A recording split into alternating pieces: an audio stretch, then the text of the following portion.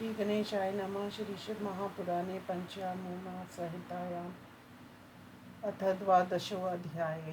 हिंदी अनुवाद। सनत कुमार जी ने कहा, सभी दानों में जल दान उत्तम है, क्योंकि सभी प्राणियों की तृप्ति जल से होती है। जल को ही जीवन कहा गया है, इसलिए अत्यंत प्रेम से पौसरा लगाना चाहिए और जलाशयों का निर्माण कराएं। ये आनंद को देते हैं। इस लोक तथा परलोक में ये सचमुच आनंददायक होते हैं, इसलिए मनुष्यों को बावड़ी, कुएं, तालाबों का निर्माण कराना चाहिए।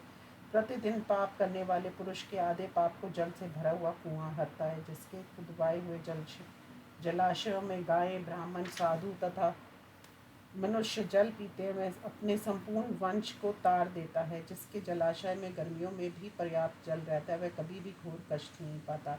खुदवाए हुए तालाबों के जो गुण कहे गए हैं, उन्हें मैं कहता हूँ। तालाब खुदवाने वाला तीनों लोकों में पूजा जाता है। मित्र के घर में तालाब का खुदवाना मित्रता को बढ़ाता है, उसके कष्ट को दूर करता है और यश को बढ़ाता है। जिसने सुंदर तालाब खुदवाया, वह धर्म, अर्थ तथा काम के फलों को पाकर अनंत पुण्यों का भागी होता है। चारों प्रकार के प्राणियों का जलाशय परम आश्रय है। जलाशयों का बनवाना उत्तम लक्ष्मी को देता है। देवता, मनुष्य, गंधर्व, भूत, पितर, नाग, राक्षस तथा स्थावर, पेड़ पौधे आदि सब जलाशय का सहारा लेते हैं। जिसके तालाब में वर्षा काल तक जल रहता है, उसे अग्निहोत्र का फल मिलता है, ऐसा ब्रह्मा जी ने कहा।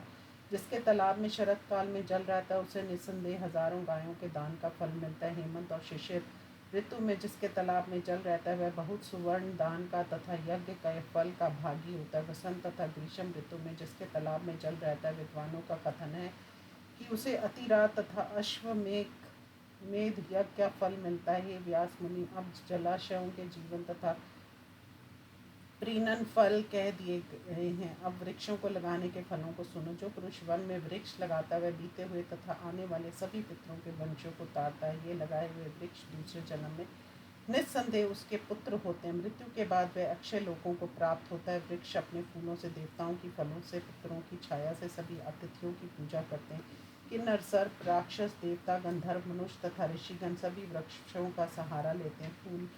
फूले फले वृक्ष इस लोक तथा परलोक में मनुष्यों को तृप्त करते हैं, इसलिए ये धर्मपुत्र कहे गए हैं। तालाब खुदवाने वाला, वृक्षारोपण करने वाला, यज्ञ करने वाला तथा सत्यवादी ब्राह्मण, ये कभी स्वर्ग से च्युत नहीं होते। सत्य ही पर ब्रह्म है, सत्य ही परम तप है, सत्य ही परम यज्ञ और सत्य ही सर्वश्रेष्ठ शास्त्र है। सोए हुए पुरुषों में सत्य ही जागता है, सत्य ही परम पद है। सत्य ने ही पृथ्वी को धारण किया, अंत सब कुछ सत्य में प्रतिष्ठित है। तप, यज्ञ, पुण्य, देव, ऋषि, पितर, पूजन, जल, विद्या, ये सब सत्य में ही स्थित है। सत्य ही यज्ञ, तप, दान, मंत्र, सरस्वती देवी तथा ब्रह्मचार्य है तथा सत्य ही ओंकार है। सत्य से वायु बहता है, सत्य से सूर्य तपता है, सत्य से अग्नि में उष्णता है और स्वर्ग सत्य से ही टिका हुआ है। सभी वेदों की रक्षा, सभी तीर्थों का स्नान सत्य से ही होता है।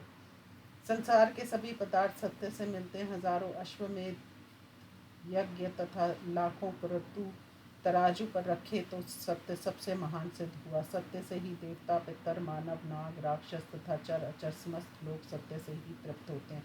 सत्य को ही परम धर्म कहा है, सत्य ही परम पद है, सत्य ही पर ब्रह्म है, इसलिए सदा सच बोलना चाहिए। सत्य में तत्पर मुनिजन कठोर तप करके सत्य धर्म में सफल होने के बाद स्वर्ग गए। अप्सराओं के घिरे हुए विमानों पर बैठे हुए पुरुषों को भी सदा सत्य भाषण करना चाहिए, क्योंकि सत्य से बढ़कर कुछ भी नहीं है। गहरे तथा विस्तृत सुप्रसिद्ध तीर्थ में या पवित्र सरोवर में मन लगाकर स्नान करना चाहिए। वह उत्तम स्थान कहा गया। जो मनुष्य अपने लिए, अपने पुत्र के लिए या दूसरों के लिए भी झूठ नहीं बोलते, वे स्वर्ग को जाते हैं। ब्राह्मणों में वेद, यज्ञ तथा मंत्र रहते हैं, किंतु असत्यवादी में वे शोभा नहीं पाते। अंत सत्य भाषण करें। व्यास जी ने कहा, हे तपोधन, ब्राह्मणों के तथा सभी वर्णों के तप का फल मुझसे विशेष रूप से फिर कहिए।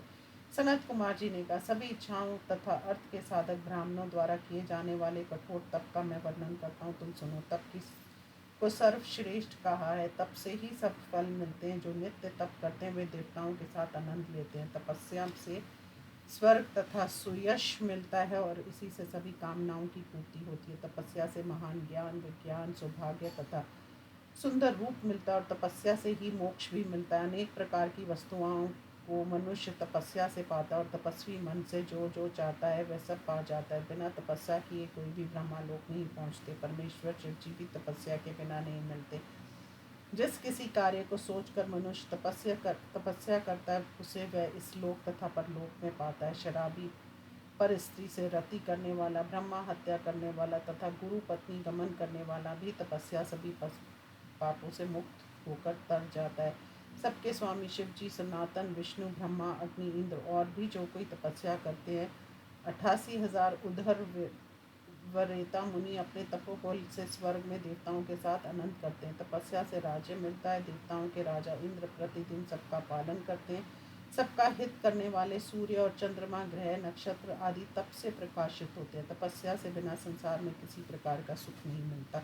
वेदों के जानने वाले कहते हैं कि तपस्या से सभी प्रकार का सुख मिलता। ज्ञान, विज्ञान, आरोग्य, स्वरूपता तथा सौभाग्य तपस्या से ही प्राप्त होता है। तपस्या से ही ब्रह्मा जी बिना परिश्रम के संसार की सृष्टि, विष्णु रक्षा, शिव विनाश तथा शेषनाग पृथ्वी को धारण करते हैं। हे महामुनि, गादी पुत्र क्षत्रिय विश्वामित्र तपस्या से ही ब्राह्मण हुए, जो तीनों लोकों में प्रसिद्ध हैं। हे महाप्राज्ञ, तपस्या का उत्तम महात्म्य तुमसे मैंने कह दिया। अब तपस्या से भी अधिक अध्ययन का महात्म्य है, उसे सुनिए। इस प्रकार श्री शिव महापुराण में तपो महात्म्य वर्णन नामक 12वां अध्याय समाप्त। ओम नमः शिवाय।